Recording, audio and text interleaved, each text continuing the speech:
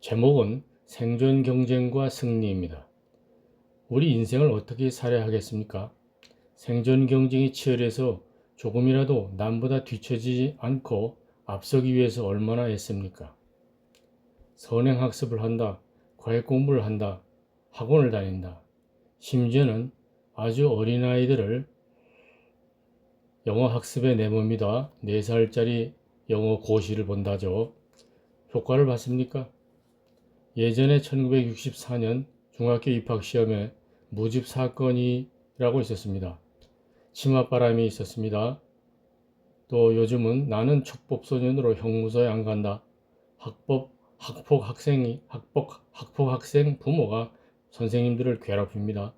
군대 안 가려고 군대 신체 검사 받기 전에 눈을 일부러 나쁘게 만듭니다. 어깨를 일부러 뺐다 꼈다를 늘 연습 반복합니다. 체중을 빼느라고 뛰고 굶었습니다. 정신병이 있는 채 연습합니다. 또 요즘은 시험 보는데 AI 안경으로 컨닝을 합니다. 수단 방법을 안 가리고 막 나가기까지 합니다. 운동 경기에 마약류, 금지 약물, 도핑을 쓰든가 쓰는 것과 유사한 행동을 합니다. 잘 안 보이게 드러내고 반칙을 합니다. 성공했습니까? 과외와 선행학습에 지친 한 학생이 대학까지 와서 보니 어떻게 됐냐면 몇 번 학사 경고에 학교에서 쫓겨나고 재입학하고 잘리고 다시 재입학하고 반복했습니다.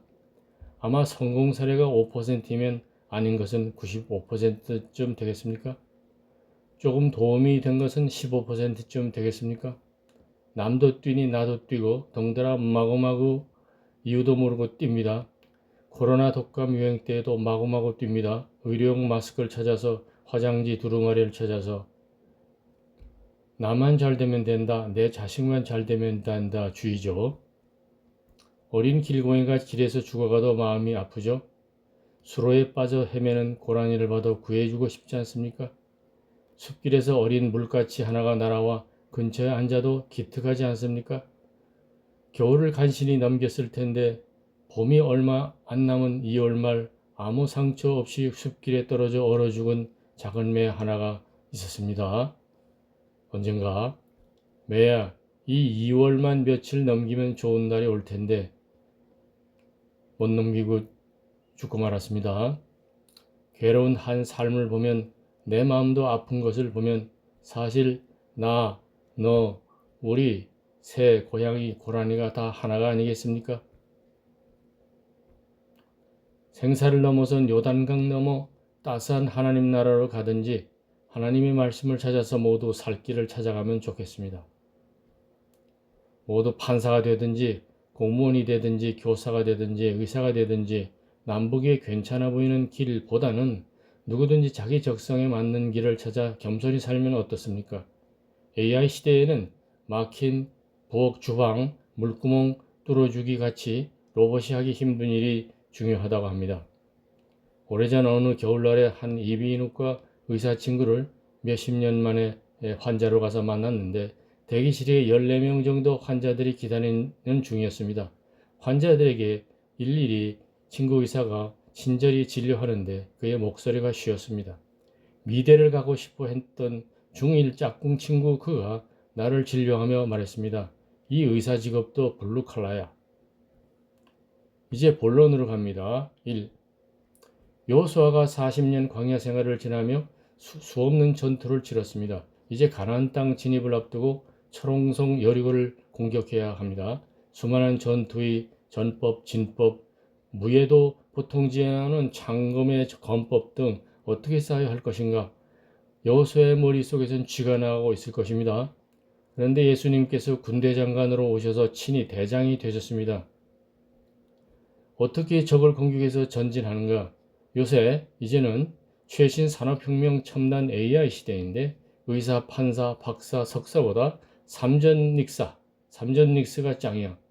하나님이 가르쳐 주시는 승리의 전법은 최신 브라질리안 주짓수, 이스라엘의 특공무술 크라브마가, 삼전닉스 취업, 아주 어려서부터 영어 학원, 도핑 쓰기 등이 아닙니다.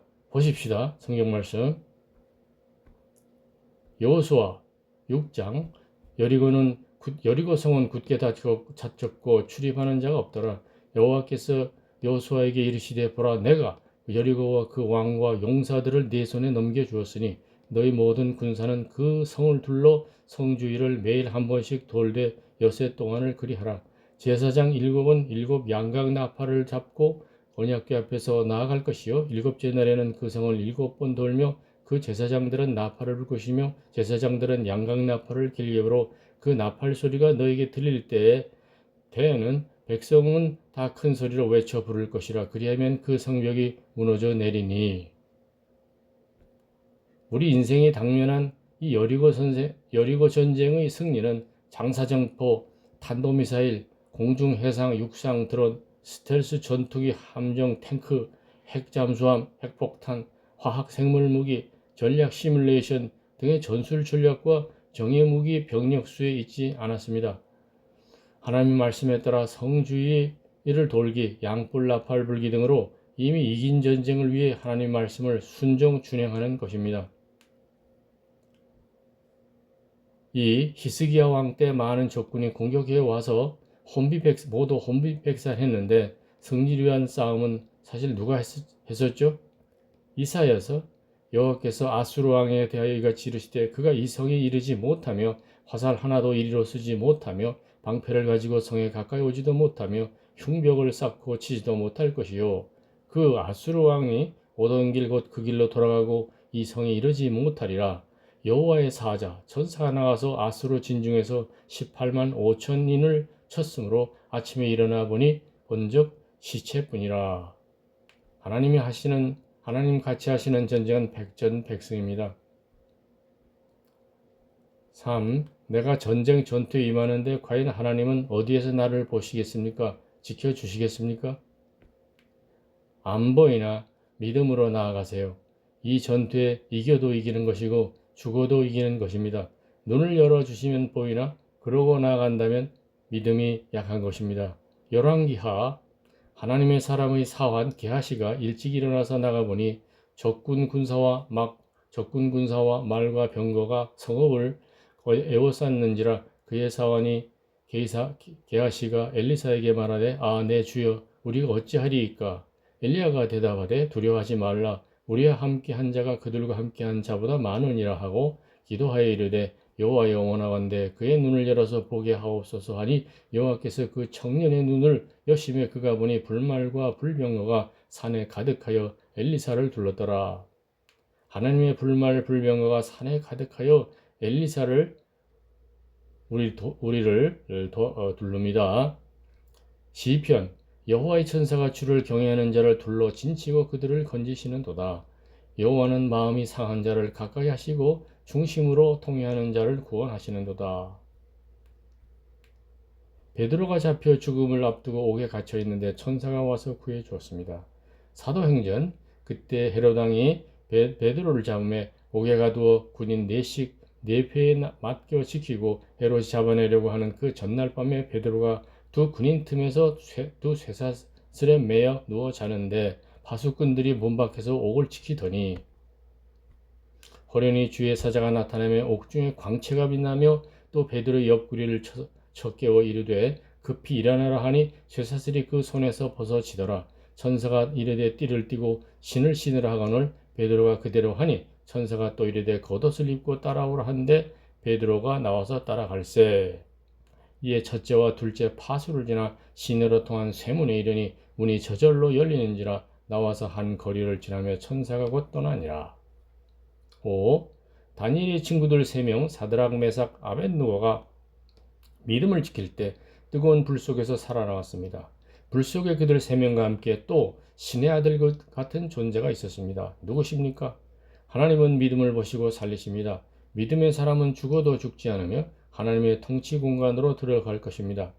다니엘서 사드락과 메삭과 아벳느고가 왕에게 대답하여 이르되 느부갓네살 왕이여 우리가 섬기는 하나님이 계시다면 우리를 맹렬히 타는 풀무불 가운데서 능히 건져내시겠고 왕의 손에서도 건져내시리이다. 그렇게 하지 아니하실지라도 왕이여 우리가 왕의 신들을 섬기지도 아니하고 왕이 세우신 금신상에게 절하지도 아니할 줄을 아옵소서. 그때 느부갓네살 왕이 놀라 급히 일어나서 모사들에게 물어 이르되 우리가 결박하여 불 가운데 던진 자는 세 사람이 아니었느냐 하니 그들이 왕에게 대답하여 이르되 왕이 옳소이다 하더라. 왕이 또 말하여 이르되 내가 보니 결박되지 아니한 네 사람이 불 가운데 다니는데 상하지도 아니하였고 그 넷째의 모형은 신들의 아들과 같도다 하고 그들이 모두 다 구함을 받았고 겉옷도 타지도 않았고 겉옷빛도 변하지 아니하였고 불탄 냄새도 없었다 이렇게 되어 있습니다. 자, 6. 스데반 얘기입니다. 스데반이 돌에 맞아 순교하는데 예수님께서 보십니까? 월드컵 경기, 축구 경기에서 한국 선수가 공을 쳐서 골인이 되는 순간 관전하던 한국 팬들은 모두 일어서서 소리를 칩니다. 그처럼 스데반의 마지막 순간에 예수님이 일어서셨습니다. 사도행전 스데반의 성령이 충만하여 하늘 우러러 주목하여 하나님의 영광과 및 예수께서 하나님 우편에 서신 것을 보고 말하되 보라 하늘이 열리고 인자가 하나님 우편에 서신 것을 보노라 한대 그들이 그에게 달려들어 성 밖으로 내치고 돌로 칠세 스데반이 부르짖어 이르되 주 예수여 내 영혼을 받으시옵소서 하고